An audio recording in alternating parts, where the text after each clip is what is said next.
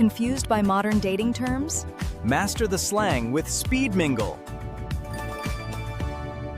Usually when we talk about medical diagnosis, there's this expectation of just extreme precision. Right. It's basically like engineering. You'd fall off your bike, you break your arm, you go to the hospital, the x-ray lights up, and there's that, that jagged white line right across the bone. The doctor just points a pen at the screen and says, there it is, right there. Exactly. It's binary. It's totally undeniable. Broken or not broken, it's clean, it's definitive. And because it's definitive, you know exactly what the treatment plan is. 6 weeks in a cast.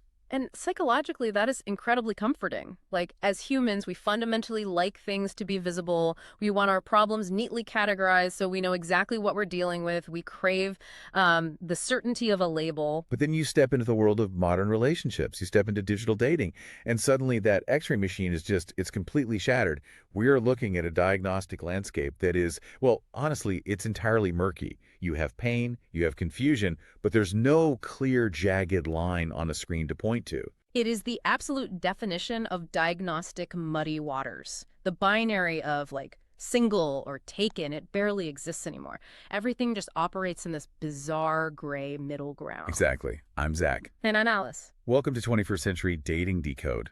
In this new deep dive episode, we are exploring the Speed Mingle dating slang of the week, cookie jarring. Yeah. And we've pulled together a massive stack of sources for you today. We really have. Yeah, we're looking at clinical psychology analyses, tech usage reports, YouTube transcripts, and just an absolute ocean of social media discourse.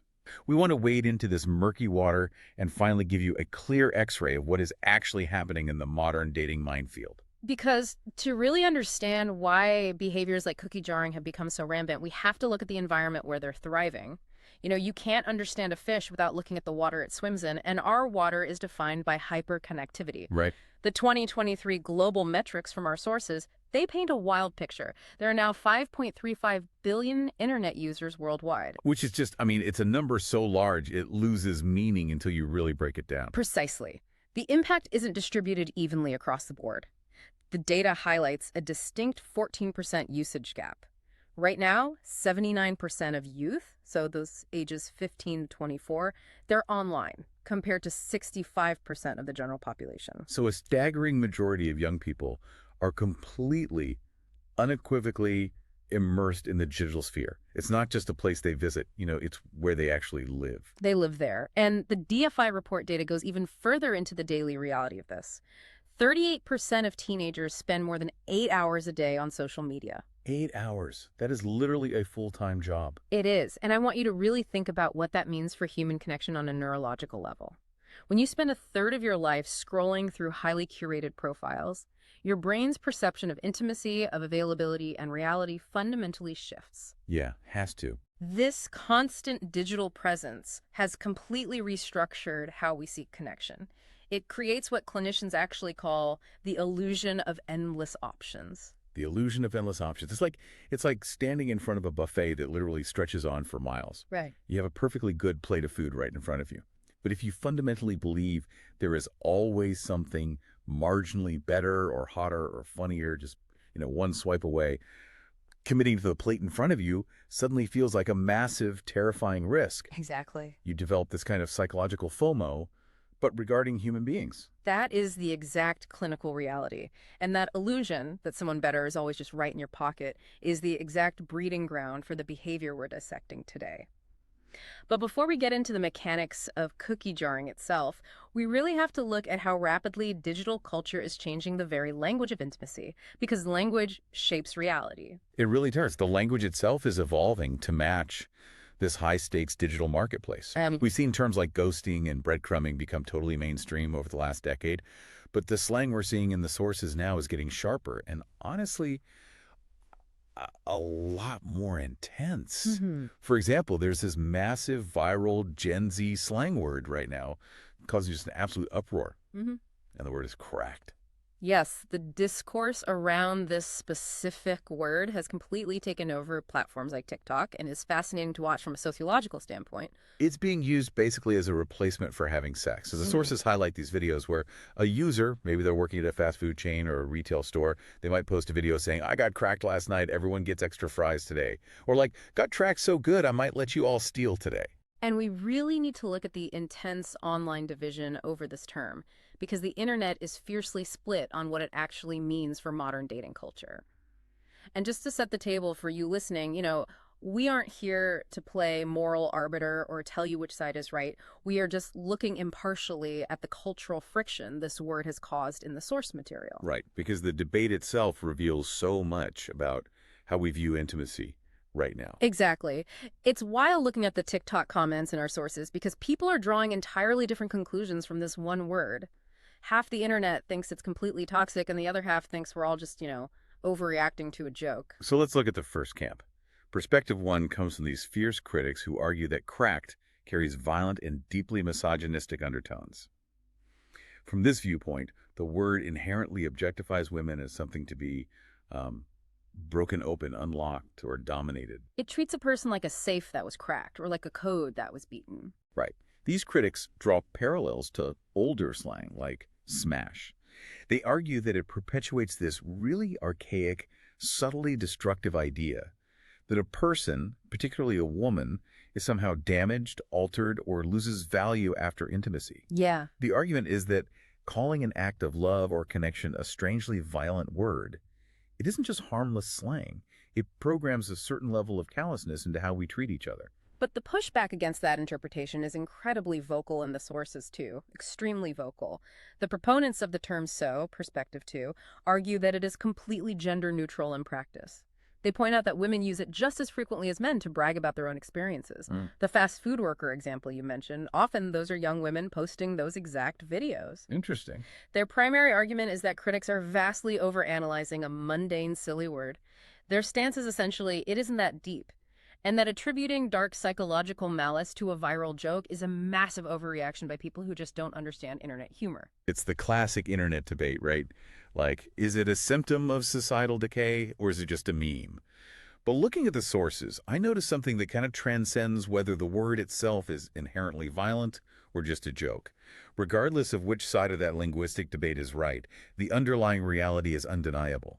This slang perfectly reflects a highly sensation-seeking modern dating culture.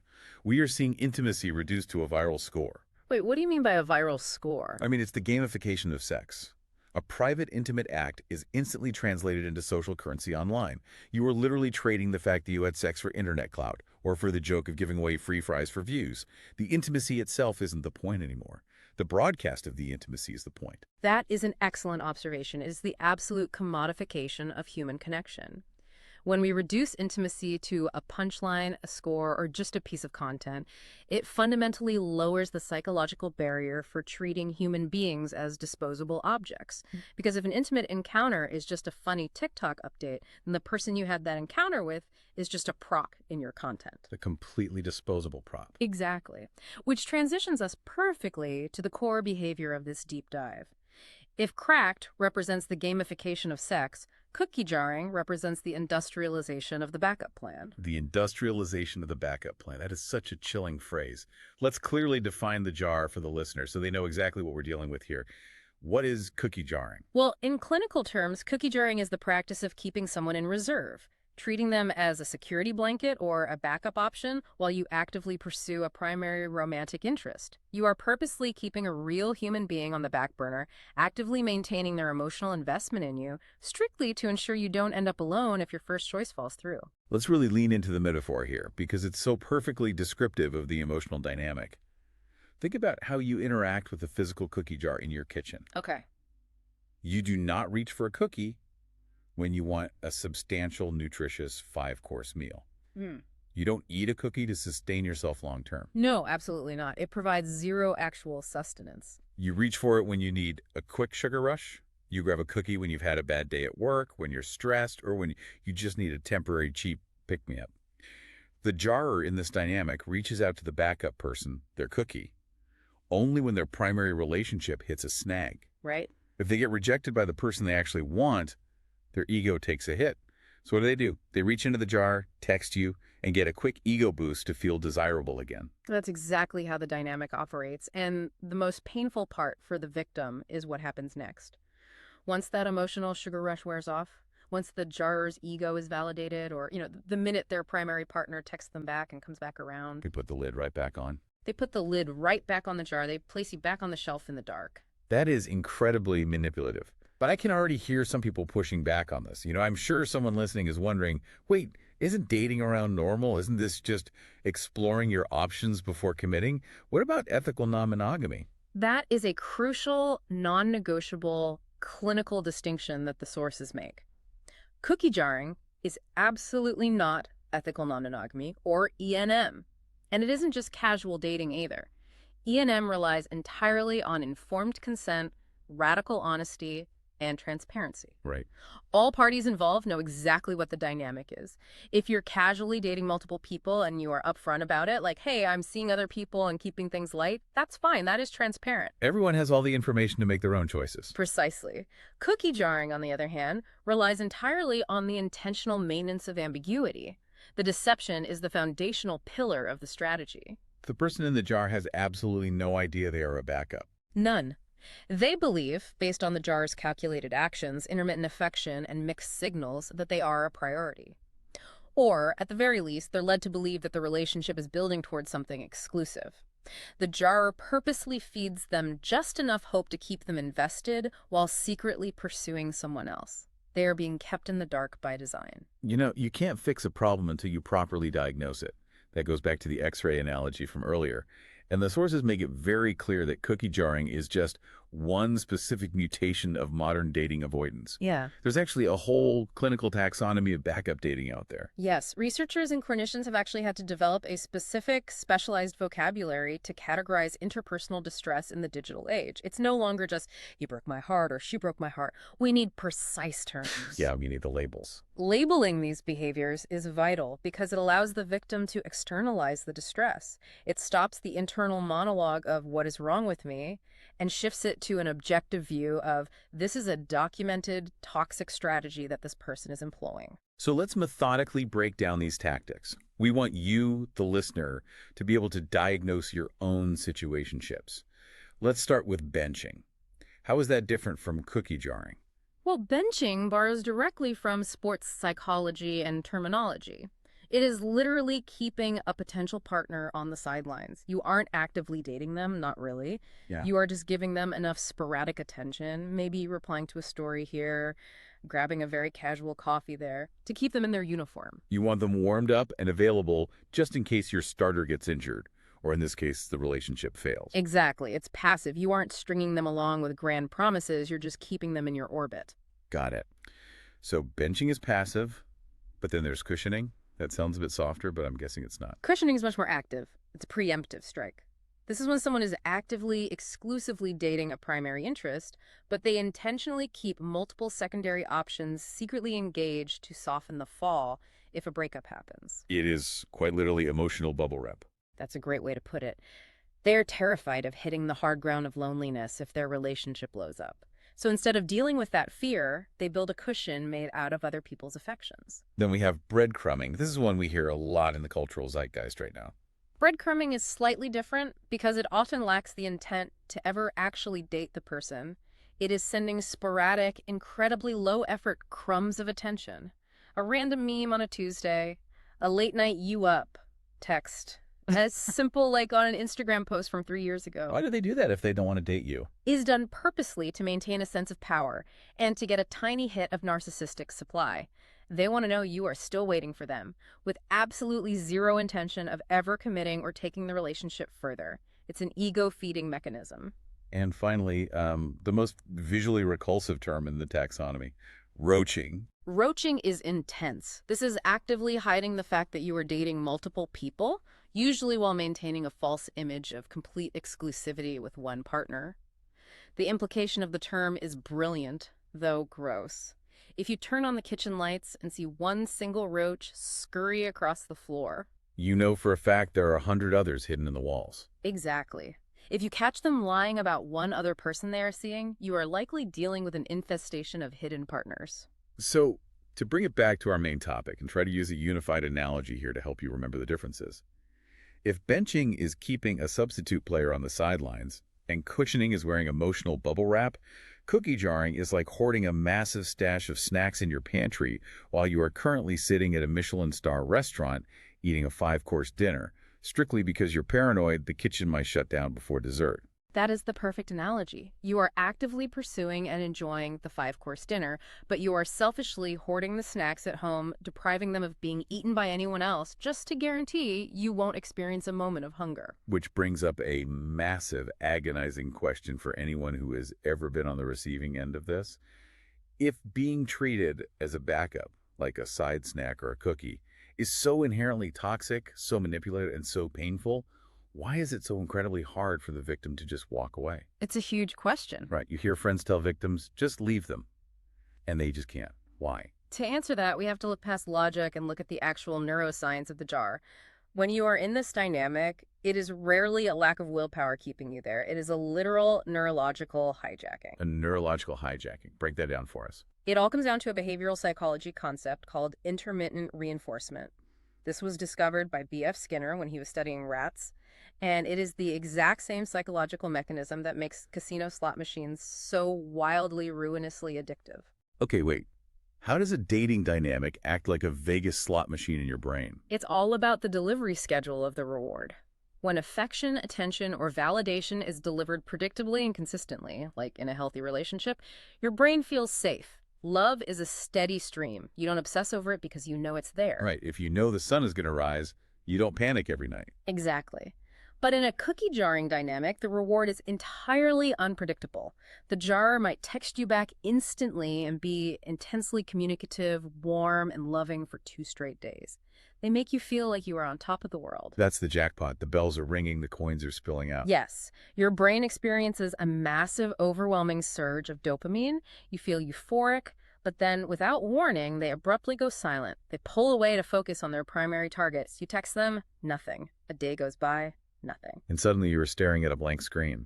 And deprived of that expected reward, your brain enters a literal state of chemical withdrawal. The hypothalamic pituitary adrenal axis, the HPA axis, activates in your brain. The HPA axis. So that's an actual physiological response. Yes, a very real one. Your system perceives this sudden withdrawal of affection as a primal threat, and it floods your body with cortisol. This induces severe chronic anxiety, your chest tightens, you can't sleep, you obsess over your phone. You are literally in chemical withdrawal from a text message. Yes, and here's the cruelest part of the trap. When they finally do text you back after 4 days of agonizing silence, the sudden, overwhelming relief from that cortisol-induced panic triggers an even larger dopamine surge than the original jackpot did. Oh, wow. Wait, so the pain actually makes the eventual reward feel better? Clinically, yes. This variable ratio schedule creates what we call a trauma bond or a stress bond. The victim's nervous system begins to fundamentally associate the intense anxiety, followed by the sudden, unpredictable relief, with passion. They mistake the panic for butterflies. Exactly. They mistake a high-stakes, hypervigilant state of nervous system dysregulation for deep, profound love. So wait, let me make sure I'm understanding the implication of this. Are you saying that unpredictable, toxic behavior actually maintains a person's loyalty better and stronger than a predictable, healthy, kind partner would? It is a dark, highly counterintuitive clinical truth, but yes, inconsistent, randomized rewards maintain human behavior much more effectively than predictable ones. The brain learns to chase the immense high of that sudden relief. It makes it neurologically excruciating to terminate the cycle. That's wild. When you try to leave a cookie jar, your body will literally fight your logical brain. Your logic says, this is bad, but your body says, I need the dopamine hit of them texting me back to survive this anxiety. That is terrifying. But honestly, it really removes the shame from the victim. Yeah. If you are listening to this and you've been stuck in a dynamic like this, you aren't weak and you aren't stupid. Your nervous system has literally been trained by an intermittent reinforcement schedule to crave the chaos. Precisely. The shame does not belong to the victim. But that begs the next major question. Who exactly is doing the jarring? Because if they are employing a tactic that acts like a slot machine on someone's brain, are they calculating Machiavellian masterminds sitting in a dark lair, plotting to ruin lives and hijack nervous systems? Usually, no. And this is a very important pivot into the psychology of the jarrer themselves. Cookie jarring is rarely driven by pure, calculated malice or sadism. According to the clinical experts in our sources, it is overwhelmingly a desperate, maladaptive defense mechanism. Really? So it's not about hurting the other person on purpose? Right. It is driven by profound internal insecurity and a fundamental inability to self-soothe. So they're essentially using other human beings as pacifiers to regulate their own emotions. That's a brilliant way to phrase it, yes. And it almost always traces back to attachment trauma from their early life. The sources point out that we see two primary insecure attachment styles utilizing this exact tactic, but for entirely opposite, contradictory reasons. First, you have avoidant attachment. How does an avoidant person use the jar? Because aren't they the ones who want to be alone? Avoidant individuals are terrified of true, deep intimacy. It feels suffocating, engulfing, and dangerous to them. So they use backburners to purposely maintain emotional distance from their primary partner. By keeping multiple backup options in reserve, they protect themselves from the perceived danger of total vulnerability with any one person. So it dilutes the intimacy. Like, if I have 10% of my heart in a cookie jar, I can never give 100% to my partner, so I can never be fully destroyed if they leave. Exactly. It's a preemptive defense against engulfment. But what about the other side of the spectrum, the anxious attachment style? Right. The anxious person is usually the one clinging to the relationship, right? Yes. Individuals with an anxious attachment style are terrified of being pushed away. They suffer from a profound, deep-seated terror of abandonment. So they use backups as an emotional safety net, ensuring they are never, ever left totally alone. It's just constant fear. If their primary relationship feels even slightly shaky, maybe their partner is just busy at work for a few hours, their internal panic alarms go off. They instantly reach into the cookie jar for quick validation to soothe that terror. It is wild to think about that. Two completely opposite psychological profiles. One running away from intimacy as fast as they can, and one running desperately toward it, clinging to it. Both end up using the exact same toxic strategy to cope with their fears. It really highlights just how universal the human fear of rejection is. We just express it in completely different, highly destructive ways. And speaking of how we express it, the data on who actually maintains these backburners is totally fascinating. I want to bring up the demographics of the backup plan. There's research from the Parkview Health Repository mentioned in the sources, and it introduces this concept called the marriage paradox. Yes. The marriage paradox is a truly cynical, sobering finding. Logically, you would assume that once someone says, I do, commits to a life partner, and enters a legally binding marriage, they would immediately empty the cookie jar, right? You would definitely hope so. I mean, you found the person, you've made the ultimate commitment. The jar should be smashed into 1,000 pieces. But the data reveals the exact opposite.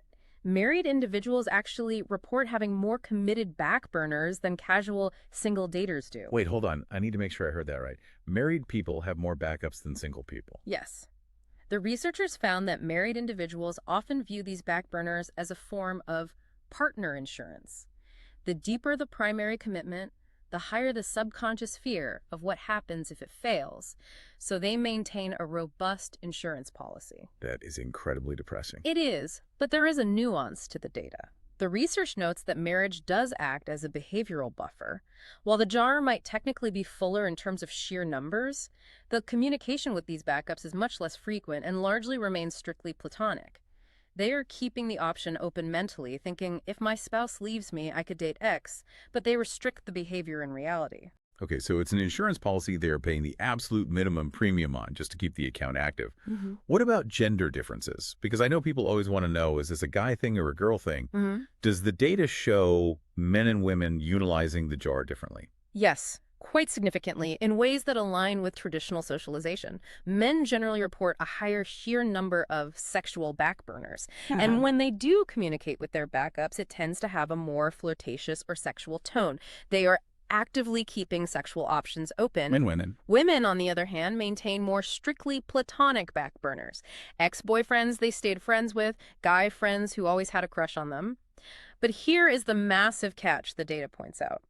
Women tend to significantly overestimate the actual commitment levels of those platonic friendships. What do you mean by overestimate? They view these friends as deep, reliable emotional safety nets. They think, if my husband leaves me, John will be there for me. But in reality, if the crisis actually hit, John might not be nearly as willing to be the emotional bedrock they assumed he would be. They perceive a stronger safety net than actually exists.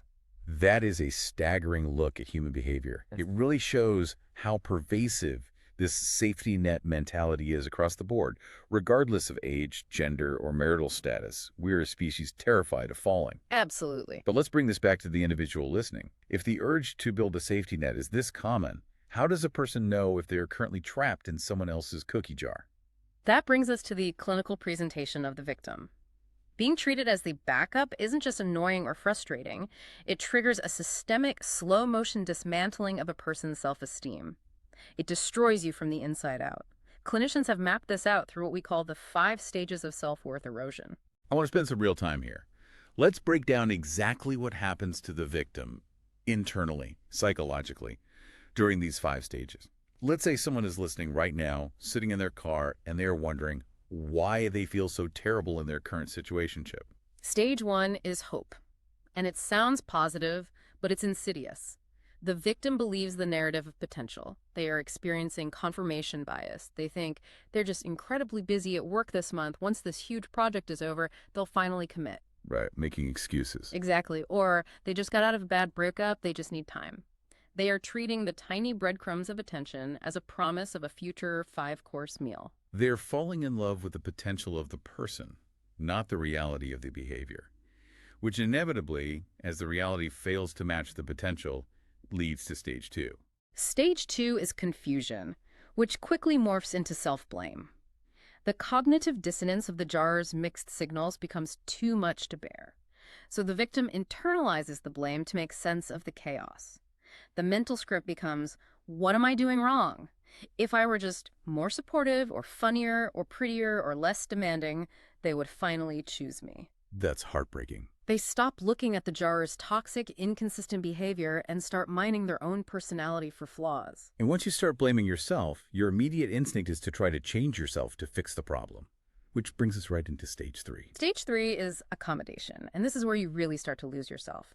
To survive the painful ambiguity, the victim actively shrinks their own life to perfectly fit the tiny jar they've been placed in. How does that look in practice? Like, why would a previously confident person shrink themselves? It's a survival mechanism to avoid triggering the jar's withdrawal. The victim will start declining weekend plans with their own friends, purposely keeping their Friday and Saturday nights entirely open, just in case the jar texts them at 9 p.m.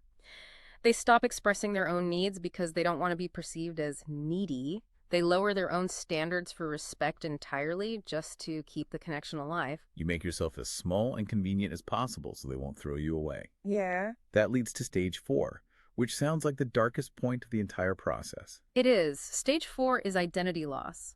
The victim's locus of control shifts entirely to the external. They lose their autonomy. Every single decision they make, from what outfit they wear in the morning to what movie they post about on their story, is filtered entirely through the imagined reaction of the jarrer. Oh, wow. They just want a sign that they matter to this person, and in that desperate pursuit, they completely lose sight of who they were before the situationship even started. The jar becomes their entire universe. You become a ghost of yourself. But human beings are resilient. Eventually, the body and the mind simply cannot sustain that level of hypervigilance and self-denial, right? Correct. Which brings us to the final stage, stage 5, the breaking point. This is the crisis of clarity. The victim hits a physiological and emotional wall of absolute exhaustion. The anxiety simply becomes too heavy for the nervous system to carry for one more day.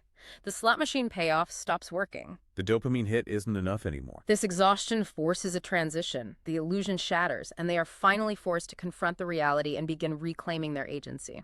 If you are listening to this right now and you are recognizing your own internal monologue in those stages, please know you are not alone, and it is a documented physiological response.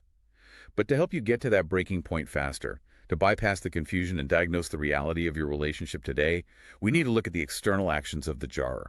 Stop looking at your own flaws and start looking at their behavior. The sources have compiled a phenomenal behavioral checklist for this. Yes, these are the 7 core red flags. This is the empirical, observable data you need to audit your own dating life. The goal here is to bypass their charm, ignore their words, and look strictly at their actions. Let's run through them. Red flag number 1. And the sources emphatically call this the ultimate red flag. Pocketing, or a social siloing. This is when you realize you're being intentionally hidden from every aspect of their real, tangible life. You haven't met their friends, you haven't met their family, and you are completely absent from their social media presence. You are a ghost. You only exist in the confines of their apartment or your apartment. Exactly. And you have to understand, this is a highly tactical move. The jarrer must keep your presence a secret. Why? Because they cannot jeopardize the primary relationship they are actually pursuing. Or if they are single, they need to maintain a completely available image to attract a new primary prospect. Makes sense. If you have been dating someone for 3 or 4 months and you haven't met a single friend, you are not a private romance. You are being pocketed. Red flag number 2. Vague commitment. This is the masterful dodging of the DTR, the define the relationship conversation. If you finally build up the courage to bring up exclusivity and they immediately hit you with deflections like, I just really don't like labels, or let's just see where it goes, why ruin a good thing? Yeah. But then they continue to expect you to act like their loyal partner in private. They are intentionally maintaining ambiguity. Yes, they want the benefits of a relationship without the accountability. Now, red flag number 3 plays right into that slot machine neuroscience we spent so much time on earlier, the 72-hour MIA. But let me play devil's advocate here. If someone disappears for a few days, aren't they maybe just legitimately overwhelmed with work or family stuff? Why is this a definitive red flag? Context is everything. In a healthy dynamic, if someone is overwhelmed, they communicate it. Hey, work is insane, I'll be off my phone for a few days. The 72-hour MIA in cookie jarring is characterized by randomly vanishing with absolutely no warning. You are having a great week, texting constantly, feeling super connected, and suddenly they are gone. Silence. And the real key is the return. They reappear 3 days later as if absolutely nothing happened. No apology, no explanation. Just a casual, hey, crazy week, you up? Exactly. That proves you are being accessed primarily when their primary option is unavailable, or when they suddenly need an ego-validating pick-me-up. You aren't a priority on their schedule. You are a contingency plan. Which leads perfectly to red flag number 4, passive initiation or one-sided effort. Take a hard look at your text threads. You will likely find that you are doing 100% of the logistical planning and emotional labor. You suggest the dates, you pick the restaurant, you initiate the depth conversations. They are just passively along for the ride.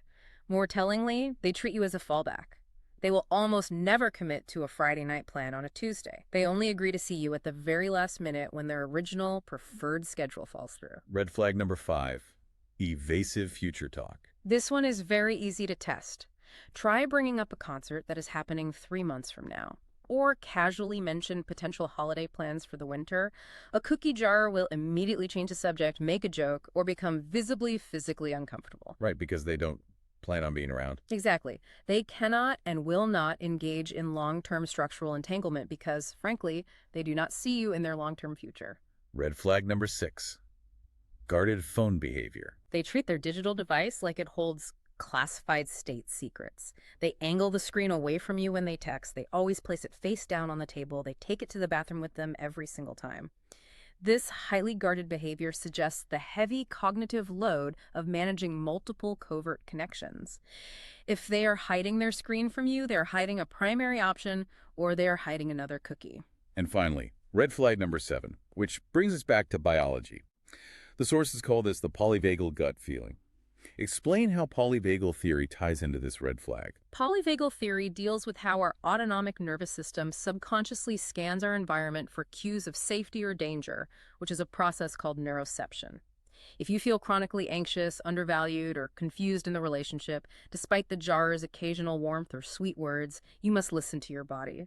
Your intuition alarm bells are ringing for a biological reason. Your body knows before your brain does. Exactly. The body's nervous system senses the biological threat of inconsistency, deception, and emotional danger long before the logical brain can fully articulate it. If you feel a constant heavy pit in your stomach when you think about them, or your heart races every time they take an hour to reply, your nervous system is explicitly telling you that you are not safe in this dynamic. So let's step back and look at the macro picture here. We have an entire generation of daters experiencing this profound level of psychological exhaustion. The sheer cognitive load of constantly decoding mixed signals, surviving the slot machine dopamine withdrawals, and policing your own behavior to stay in the jar is literally draining the life out of people. The modern dating landscape has become so agonizing that we are actually seeing Gen Z turn to extreme, almost dystopian technological solutions to bypass human interaction entirely. Yes, the exhaustion has birthed an algorithmic escape hatch. Enter Ditto AI. This is a startup mentioned in our sources that is currently sweeping across California college campuses, originating out of UC Berkeley. And their approach to solving dating fatigue is absolutely wild. Instead of swiping endlessly through profiles and trying to decipher if someone is benching you, users hand over their personal data to an AI agent. And then the AI takes over completely. The human element of the search is entirely removed. Yes. The AI runs 1,000 simulations of hypothetical dates between your profile and other users in their database, all in a matter of seconds. It uses highly complex predictive algorithms to find a mathematical, statistically probable match based on those 1,000 simulated interactions. And the automation goes way beyond just finding the match. The platform has successfully arranged over 12,000 actual physical dates with a reported 92% second date rate. It removes all of what they call the brain work. The AI literally creates the itinerary for the date based on your combined interests, and it even provides you with a list of conversation starters based on the simulated chemistry it detected during the hypothetical dates. I want to highlight a quote from a beta user of the app that is featured in our sources. They said, and I quote, "It takes the brain work out of a brain-dead process." When you look at the sheer soul-crushing exhaustion caused by cookie jarring, cushioning, and breadcrumbing, well, isn't this exactly what exhausted daters need? Why shouldn't we want a safe, statistically proven partner handed to us on a silver platter, completely bypassing the trauma of the jar? It is incredibly appealing on the surface, especially when you are in stage 5 burnout. But the clinical critique of this technology is stark. From a psychological and sociological standpoint, we have to look at the dark side of this massive automation. It immediately brings to mind the famous Black Mirror episode, Hang the DJ, where an algorithm runs millions of simulations to dictate exactly who you date and for exactly how long. It really is life imitating dystopian art. Truly. And while Ditto AI might successfully shield its users from the immediate visceral pain of being cookie jarred, it risks a severe systemic depersonalization of romance. By attempting to completely sanitize the mating process, to remove all risk, all ambiguity, and all failure, we strip away essential human agency. We lose the messiness of being human. Exactly. We lose the emotional resilience that is naturally built by navigating rejection and heartbreak.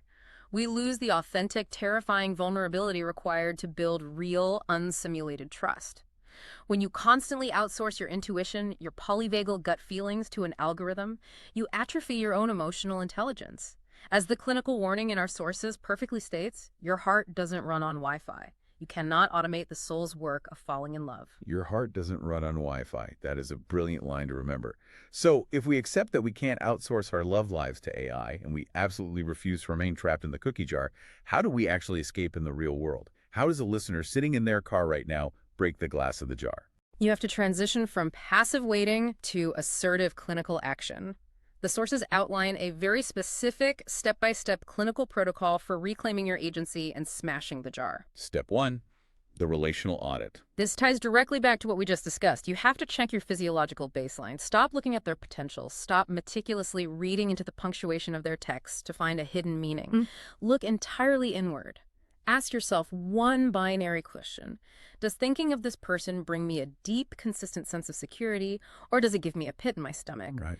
If your nervous system is in a constant humming state of hypervigilance, you have your answer. The data of your body is the absolute truth.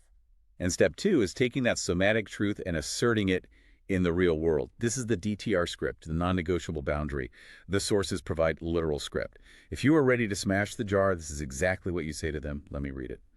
I need consistency in my relationships. What you're offering right now isn't that, and I'm choosing to step away. I'm looking for a priority, not a backup plan. Notice how clean that is. It is definitive. It doesn't ask for them to change. It simply states a fact and enforces a boundary, leaving absolutely no room for their trademark ambiguity. But saying those words, that requires an immense amount of courage, especially when your brain is chemically addicted to that intermittent reinforcement we talked about. Your body is screaming for the dopamine hit of their approval. How does a victim find the sheer strength to hit send on that text and enforce that boundary? They find it through the final step of the protocol. Protective indignation. Protective indignation. Explain how that works. Yes, it is the clinical concept of functional anger. Usually in society, we are taught to suppress anger, to view it as a negative or toxic emotion. But in this specific context of abuse or manipulation, anger is a vital tool for survival. When you truly realize that you have been treated as a side snack, that your genuine, beautiful vulnerability was callously used to fluff someone else's fragile ego while they actively pursued another person, you should feel angry. It is entirely justified to be furious about that. It is completely justified, and you use that very valid, fiery anger to fuel your exit velocity. Protective indignation is the energetic catalyst needed to overpower the dopamine addiction of the slot machine. It cuts through the fog of confusion. It allows you to finally enforce hard boundaries, to block their number without guilt, and to absolutely refuse to accept any more of their breadcrumbs. So as we wrap up this massive exploration of the modern dating minefield, I want to leave our listeners with something profound to carry with them. We've talked extensively about the neurobiology of the slot machine effect, how our brains get hijacked by toxic behavior, and the massive societal shift toward gamified intimacy. Where do we go from here individually? I want to leave you with a final concept to deeply mull over. If our nervous systems are, through a combination of evolutionary biology and collective modern trauma, currently wired to mistake toxic unpredictability for passion, well, then maybe the most revolutionary, radical thing we can possibly do in the 21st century is to actively reprogram ourselves. Maybe the ultimate act of rebellion in modern dating is to consciously learn to find predictability, safety, and consistency thrilling rather than boring. Finding safety thrilling instead of boring. Wow. That completely rewires how we look at relationships. If consistency becomes the ultimate turn-on, the cookie jars lose all their power. And it brings us right back to the medical x-ray from the very beginning of the show. We don't have to settle for diagnostic muddy waters. We don't have to live our lives in the murky, painful ambiguity of the cookie jar. We can demand the clean, definitive clarity of a partner who enthusiastically chooses us every single day. We deserve nothing less than being someone's absolute priority. Absolutely. That wraps up our Speed Mingle Dating Slang of the Week on cookie jarring. We encourage you to subscribe and listen to 21st Century Dating Decoded. If you want to connect in real life, attend a Speed Mingle event in your area. And if an event is not in your area, contact Speed Mingle to become a host or event venue. Stay safe out there. Thanks for watching and listening to the Speed Mingle Network.